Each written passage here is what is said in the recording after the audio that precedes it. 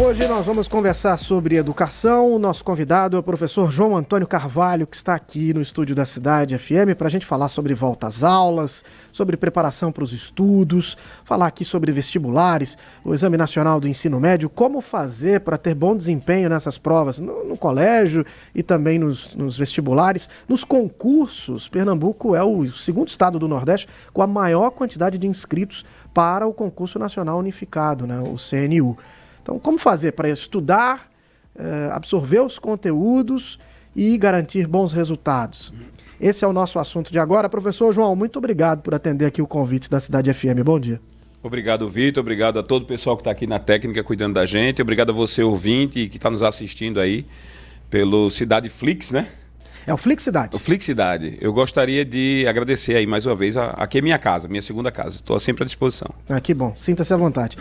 Professor, vamos falar um pouquinho sobre volta às aulas. Depois de um mês de férias, os alunos voltam concentrados ou voltam dispersos? A maioria volta pedindo a Deus que as férias voltem de novo, né? A maioria volta se arrastando, né? Imagina, essa semana ainda, a volta às aulas vai acontecer na maioria das escolas ainda essa semana.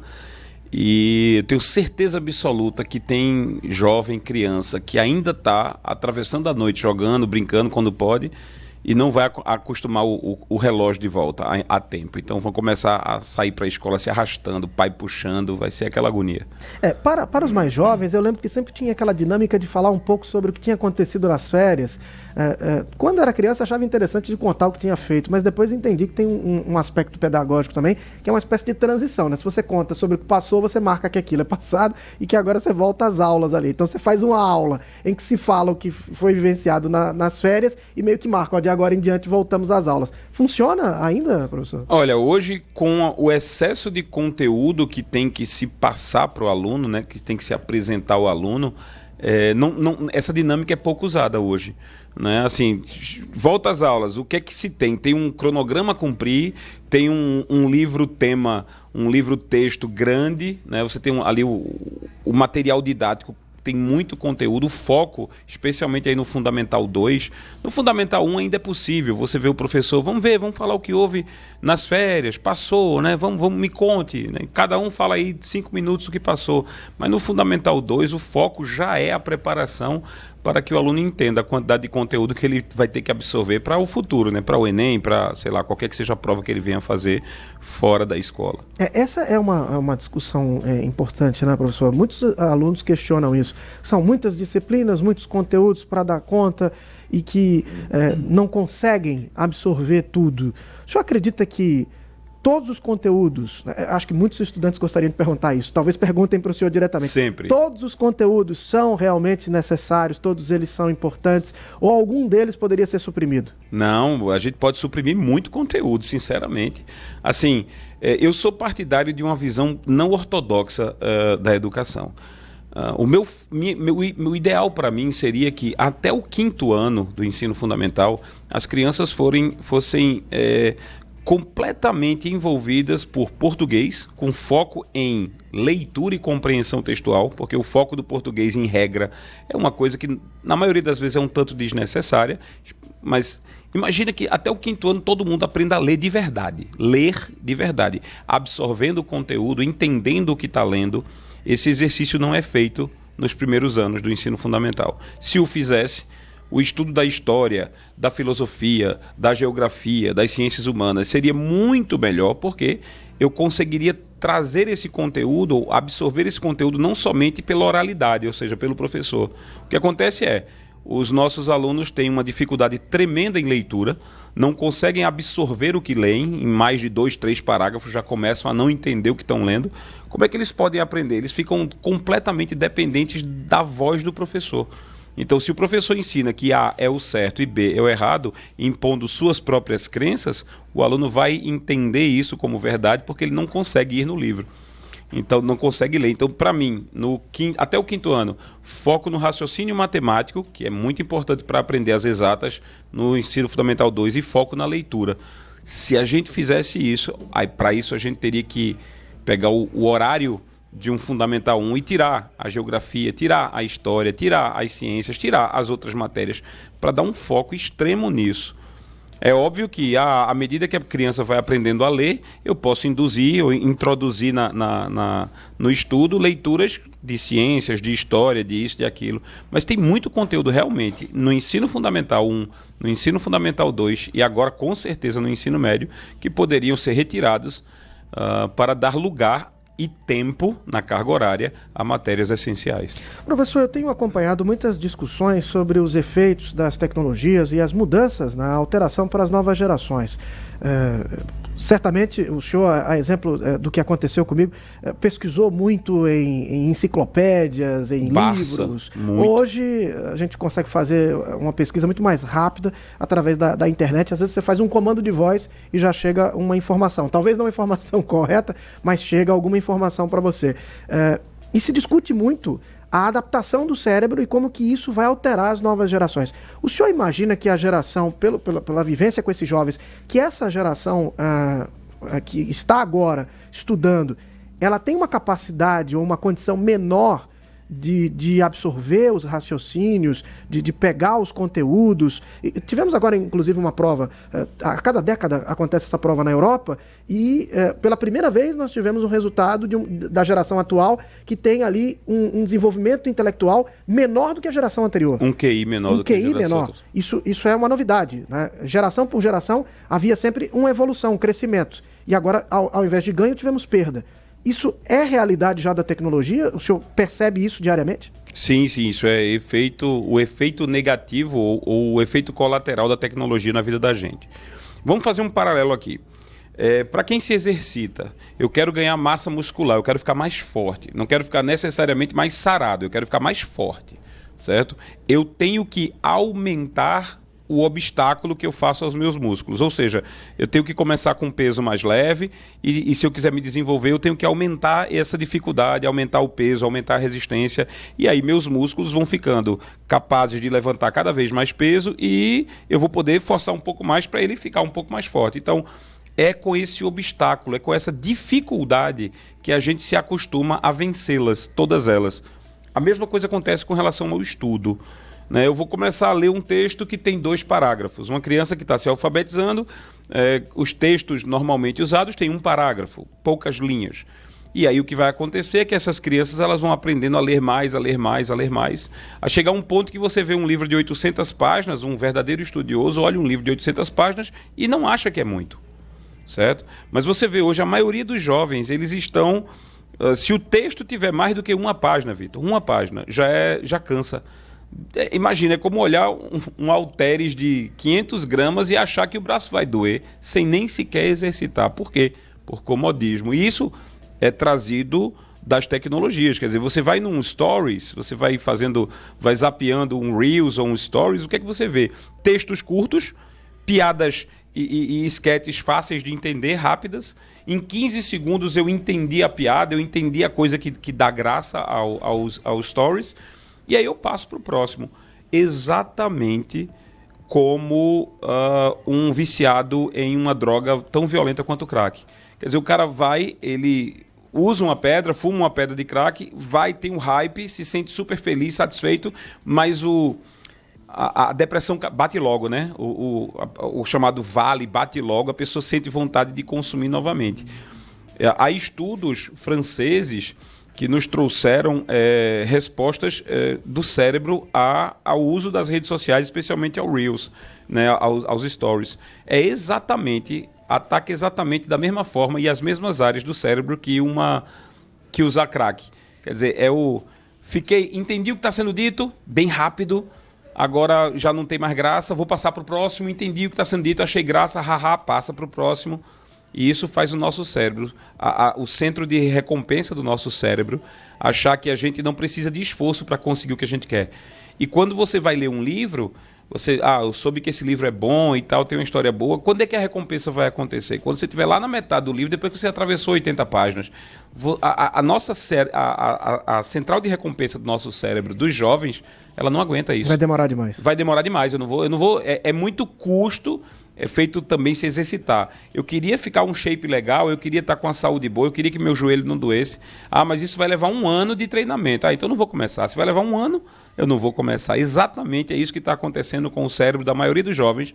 que decide não ler e prefere ficar 3, 4, 5 horas por dia preso no celular, vendo Reels, vendo Stories. E aí, professor, eu queria também que o senhor comentasse sobre 2 aspectos, né? Primeiro, o acúmulo de informação, né? Você tem informação demais e as pessoas não estão sabendo tirar ali, fazer uma filtragem. O que é que importa, o que é que eu devo absorver, o que é que não devo absorver, o que é importante para mim, o que é que não é.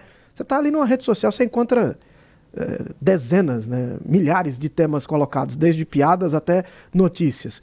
E você Teorias vai da conspiração. Teorias da conspiração. E você vai passando. E aquilo vai ficando na sua cabeça e você não consegue selecionar. E um outro ponto, o senhor falou bem. Se a recompensa demora, então essa juventude ela está, digamos, mais inquieta e menos propensa a receber, digamos assim, uma frustração. Tentei fazer uma operação matemática, não consegui, não sei fazer. E joga para o lado, não vou tentar mais, não sei fazer, é muito difícil, não quero. É assim? Perfeita. A pergunta, Vitor, foi perfeita, simplesmente perfeita. A geração não sabe reagir emocionalmente a uma frustração. Eu costumo dizer que a gente chega na idade adulta com 2 características muito fortes: pagamento de boleto e frustrações. Você é adulto quando você tem que enfrentar boleto e frustração. E o jovem não está acostumado com isso, porque tudo é muito fácil, tudo está entregue na mão. Assim, em parte, eu não vou tirar essa culpa, a falha é de muitos pais. Eu, como professor, eu tenho contato com muitos pais de alunos e tenho, assim, admiração por alguns deles, pela forma como eles exigem dos filhos, pela forma como eles demonstram o seguinte: para mim não foi fácil e eu superei. Eu entendo que para o meu filho também não pode ser tão fácil, para que ele supere sozinho. Essa visão são poucos pais que têm, A maioria trabalha muito, quer compensar a ausência sendo mais amiguinho do que propriamente pai, mãe, e isso gera um ambiente de facilidade demais para o filho.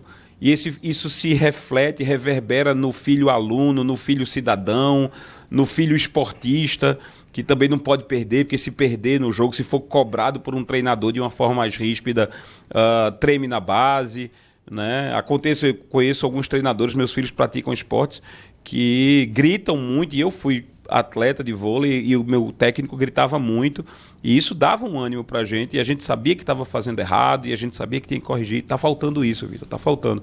Então, sim, a internet e as facilidades, o excesso de informação cria bolhas, né? Você tem suas próprias crenças, sejam elas filosóficas, políticas, religiosas. Você tem as suas próprias crenças e você acaba filtrando o excesso de informação para ouvir apenas aquilo que você quer.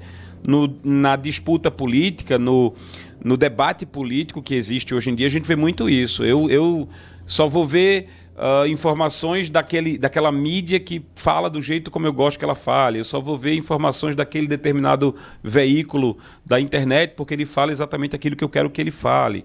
Então, no geral, estamos criando excesso de informação com bolhas. Essas bolhas estão sendo criadas. E aqui entre nós, sempre aprendi isso e sempre vivi isso. Se eu estou realmente buscando a verdade, e você ouvinte, você telespectador que está nos assistindo agora, se eu estou realmente buscando a verdade, eu tenho que estar aberto a mudar de opinião. Eu estou buscando a verdade. Se eu descubro que a verdade é totalmente contrária àquilo que eu defendia, eu tenho que aceitar. Mas hoje, no geral, as crianças não estão buscando a verdade porque não sabem ler ou trazer de vários e comparar, trazer de várias fontes e comparar essas fontes. Está faltando isso. A falta de leitura no ensino fundamental vai gerar jovens e adultos incapazes de concatenar 2 ideias, incapazes de confrontar 2 ideias para saber qual delas é a verdadeira. Professor João Antônio Carvalho está conversando conosco aqui, estamos falando sobre educação.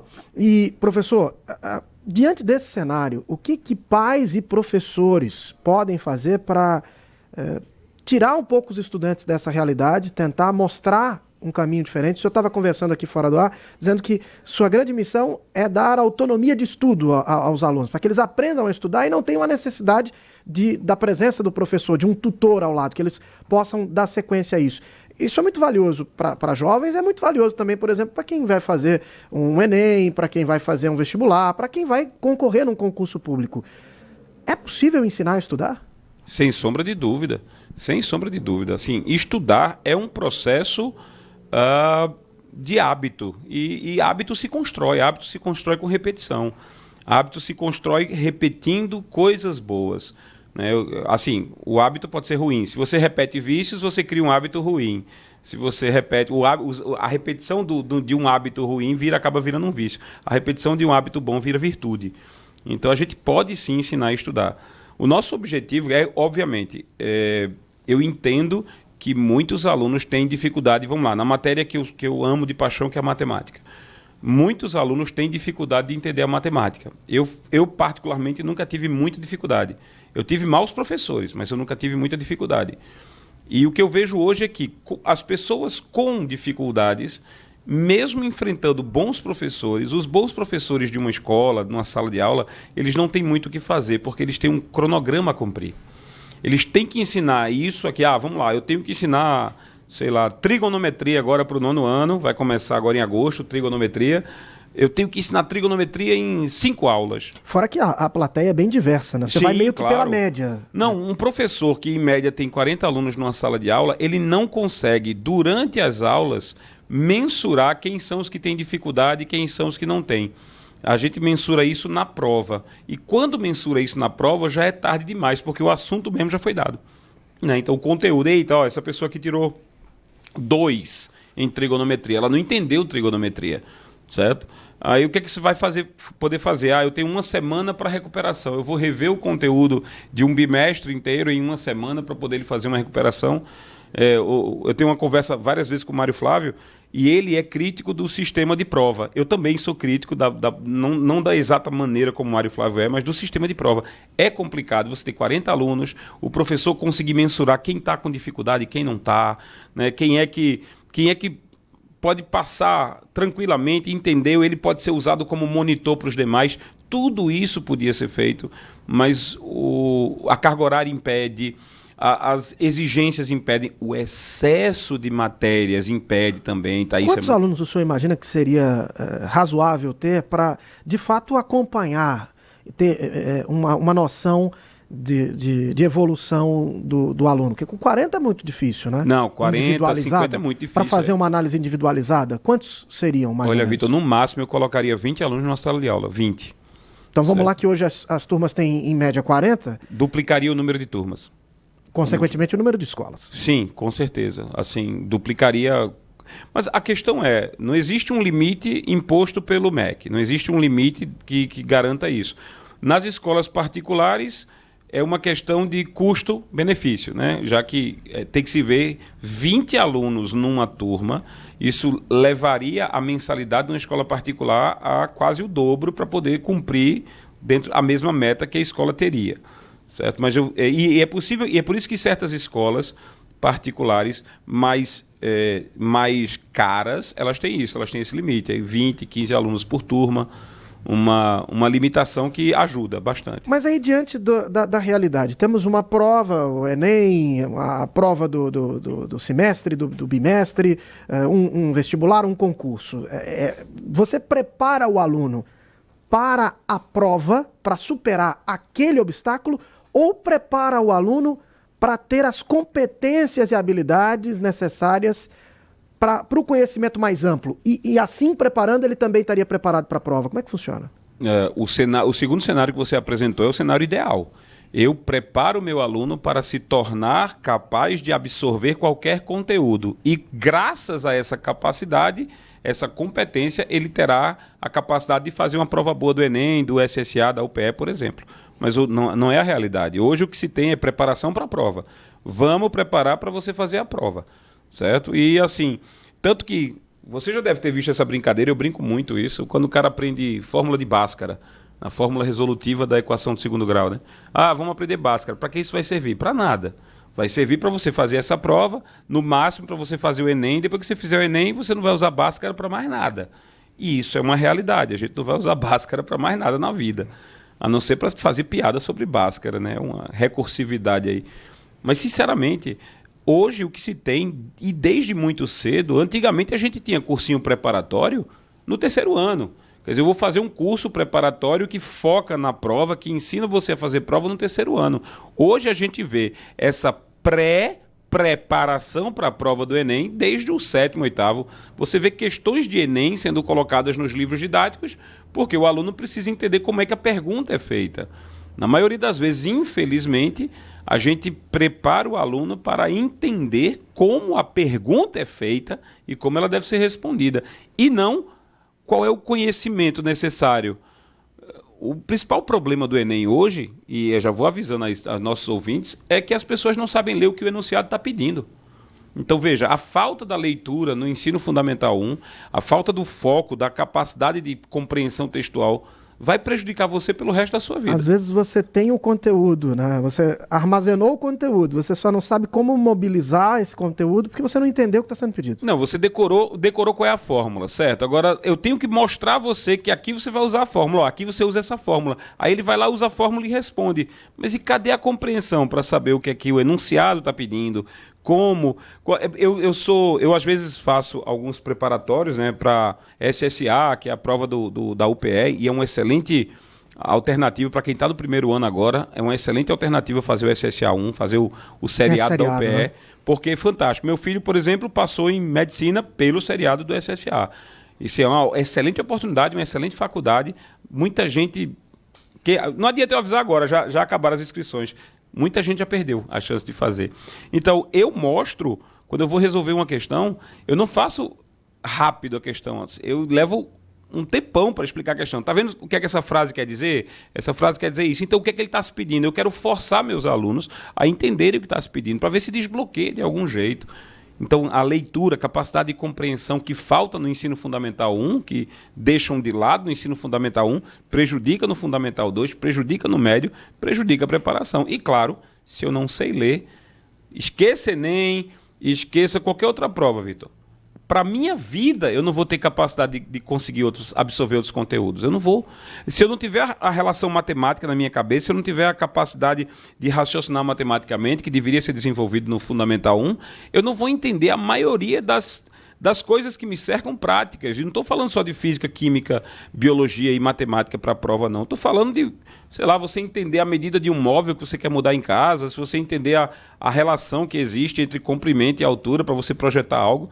Você não vai ter, na sua vida prática, conhecimento que lhe ajude se você não tiver foco no Fundamental 1, infelizmente. E se você ficar preso no celular, claro. Professor, a gente está na reta final aqui, eu quero já agradecer demais ao senhor pela disponibilidade por essa conversa, mas queria que o senhor, nessa reta final, falasse um pouquinho sobre a repetição que o senhor disse, né? Para o estudante do ensino fundamental, do ensino médio, para quem vai fazer um concurso público, quem está se preparando para o Enem, qual deveria ser, digamos, a rotina de estudos e como deveria fazer esse estudo? Já tem teoria que se fala que seria bom escrever e não só marcar quando é texto.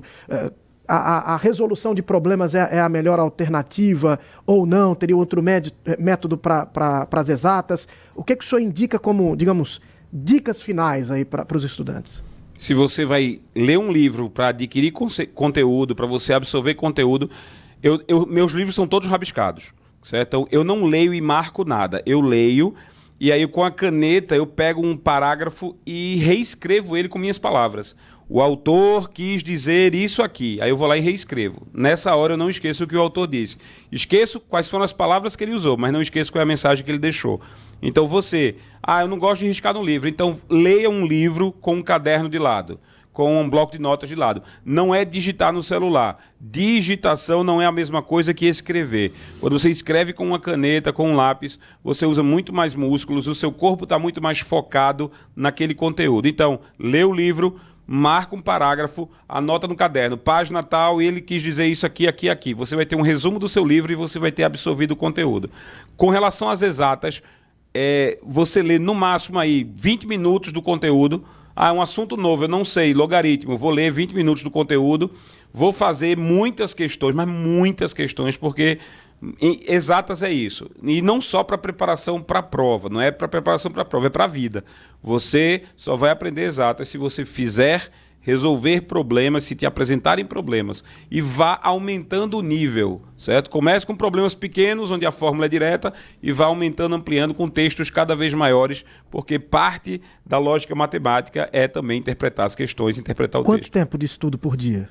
Isso depende de cada um, mas assim, normalmente, assim, eu sempre estudei em torno de 3, 4 horas por dia. E você é o seguinte, quem está na escola agora, isso é muito importante, Vitor, quem está na escola agora, você vai aprender um conteúdo hoje, o professor acabou de ensinar um conteúdo hoje na sala, eu não entendi direito, tranquilo, tira dúvida com ele, pergunta, não tenha vergonha de tirar dúvida. Agora, vá para casa e faça os exercícios no mesmo dia. Leia o conteúdo e faça o exercício no mesmo dia. Não deixe para depois, não espere para a semana que vem, não espere para a véspera da prova, como muita gente tem esse vício. A prova é só daqui a 2 meses, para que eu vou estudar hoje? Não durma sem ter entendido o conteúdo. Na hora que você dormir, se você entendeu 10%, quando você dormir, você só vai guardar aquele 10%. Então, se você, o professor ensinou, eu entendi 10% de tudo que ele disse. Se você for dormir, só vai ficar com 10%. Então, transforme esse 10% em 80%, em 90%, estude em casa, vá fazer exercício. Quando você dormir, isso vai fixar na sua mente. E aí você pode passar mais alguns dias e você vai ver que esse conteúdo não vai ser esquecido, tá certo? Hábito, eu preciso ter hábito. Matemática a gente esquece sim. Mas se você habitualmente fizer questão, você não só vai se acostumar em resolver os problemas, como vai entender como é que a pergunta é feita, vai facilitar a sua vida no Enem, no concurso, você vai ser muito mais rápido na hora de resolver a questão. Professor João Antônio Carvalho conversou conosco aqui no Cidade Entrevista. Professor, muito obrigado e até uma próxima oportunidade. Obrigado, Vitor. Obrigado a todos, a você ouvinte, a você que está nos assistindo. Foi um prazer, estarei aqui à sua disposição. Obrigado, professor. E fechamos aqui essa edição do Manhã